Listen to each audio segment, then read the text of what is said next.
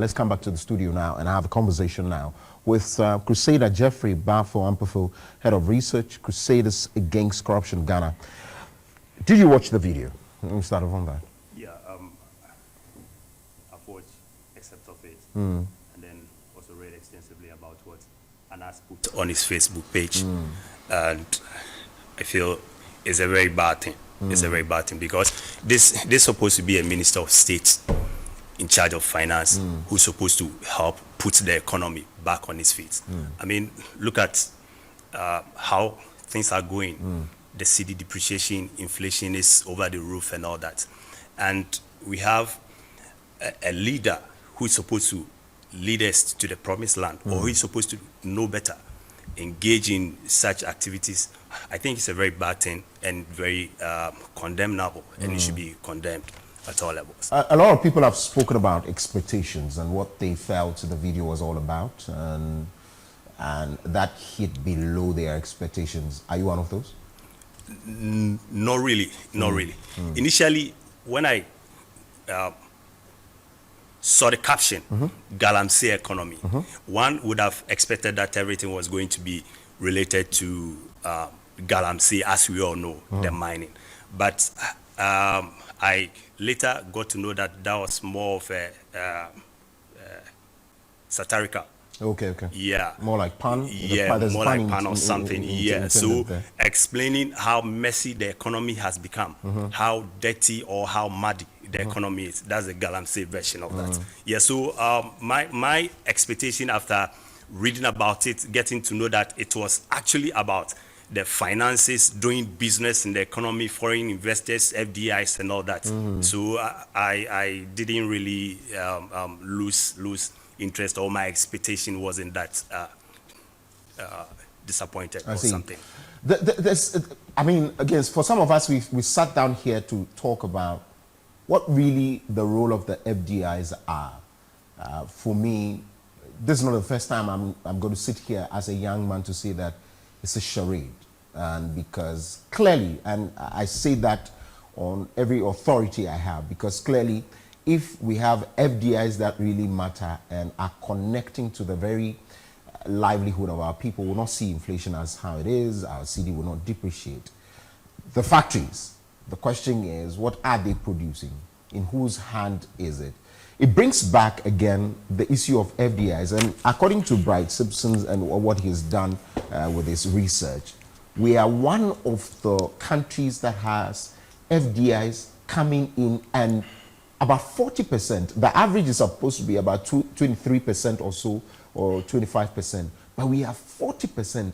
Until now, it's not connected to any of what we have been hoping for. Again, inflation high, Cedi depreciation, the dollar is still the major currency, we're still fighting to get there. Even the job that we would have here, still, there's capital flight and all of that. Let's talk about the issues of FDIs and how we go out there, call for investors to come in, only for us to give them space. Remember, there's free zones over there. They get to operate free, no payment of electricity, or if you like, very reduced tariffs, against our own. And yet, there are these issues. Let's talk about FDIs and what they have done to us all throughout. Okay, all right. Very well. So, FDI, in its broader sense, it's not a bad thing. Indeed. Yes, FDI is not a bad thing. So when you have FDI, you have foreign investors bringing money or making investments into your economy, which is supposed to create jobs, train people, skills transformation or transportation, and all that. But over the years, we haven't realized or seen the results we are supposed to have, partly because of certain things we haven't gotten right. Corruption may be one of them. And also our policy guiding some of these things. So what do? They just bring the investment, they bring the monies in, they make all the profits. Then at the end of the day, they repatriate everything, leaving us with nothing.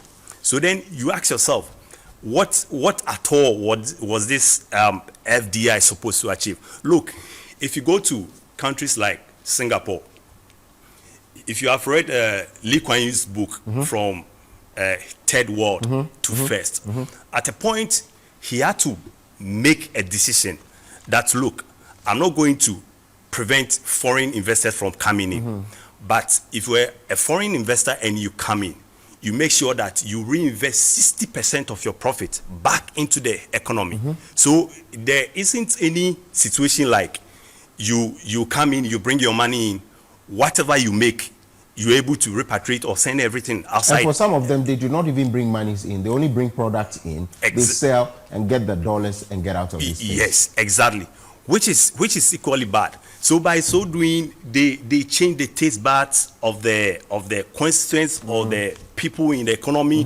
They develop greater taste for foreign goods and all that, to the extent that even some of the goods like they buy, we could have local substitutes here, but they won't buy it. Look at the local rice economy and all that.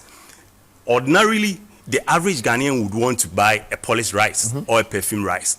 Well, I don't know, for reasons best known to them. But if we invest in our own, if we're able to go about this import substitution thing, then we are going to be able to cut down on the amount of foreign exchange we spend on bringing these goods in, which is going to reduce the pressure on our currency. Because this whole issue of the cedi depreciating against the dollar and all that has really got to do with demand and supply of the dollar.